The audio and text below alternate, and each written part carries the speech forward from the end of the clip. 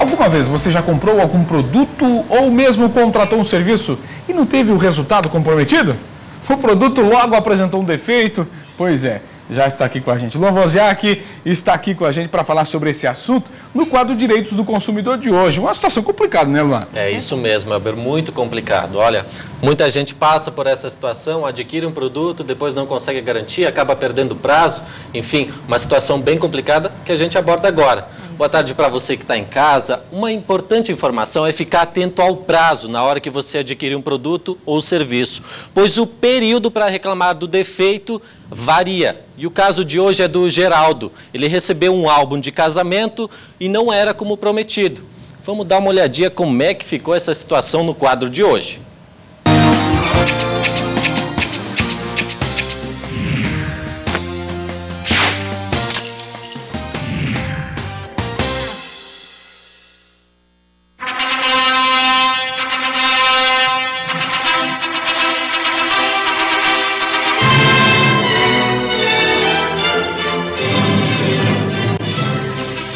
Um álbum de casamento que guarda muito mais que as lembranças de um dia feliz.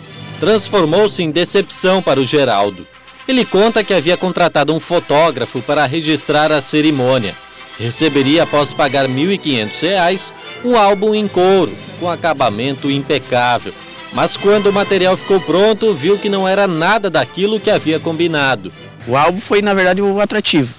Eu quis contratar o serviço dele. E quando recebeu? Recebi, ele deu um prazo de 3 meses e me entregou durante 1 ano, na verdade. E quando recebeu era totalmente diferente do que você havia pedido? Era totalmente diferente. Totalmente diferente. Por exemplo, o que não é igual?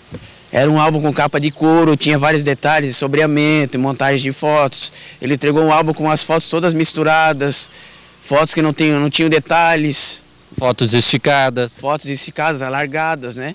Foi uma coisa assim que não foi um trabalho bem feito. Apesar do tipo de álbum não constar em contrato, Geraldo fez um acordo verbal com o fotógrafo e o procurou para reclamar, mas não teve negociação. Eu reclamei com ele, ele falou que o álbum que ele havia me mostrado, a empresa não fazia mais, ele só fazia esse tipo de álbum. Aí como eu não tinha opção, eu fiquei com esse álbum mesmo, para não ficar sem, né? O problema do Geraldo é que já se passou mais de 1 ano desde que ele recebeu o álbum. E com isso, perdeu o prazo para contestar os defeitos do material. O caso dele serve de alerta. O consumidor tem 90 dias para reclamar de defeitos em produtos e serviços duráveis, como móveis, calçados, conserto de automóveis e até o álbum de fotografias dele. Já para os produtos e serviços não duráveis, como alimentos, lavanderia, cabeleireiro, esse prazo cai para 30 dias. É fundamental entrar em contato primeiro com o fornecedor ou fabricante, além de guardar evidências de que reclamou. Já quando o consumidor sofre algum dano ou acidente causado por produtos que fazem mal à saúde e à segurança do cliente, há um prazo de 5 anos para pedir indenização.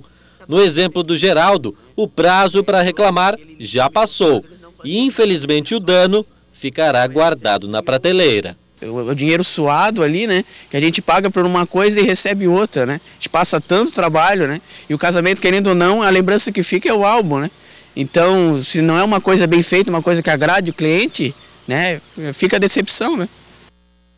Do momento inesquecível transformado em pesadelo para o Geraldo. E para falar um pouco mais sobre esse assunto, esclarecer essas dúvidas, está conosco a advogada Natália Poçamaion. Natália, muito boa tarde. Em que casos esse prazo acaba sendo estendido? Algumas situações o consumidor ele pode tomar para que ele não seja prejudicado em razão desse prazo. Então, existem algumas hipóteses.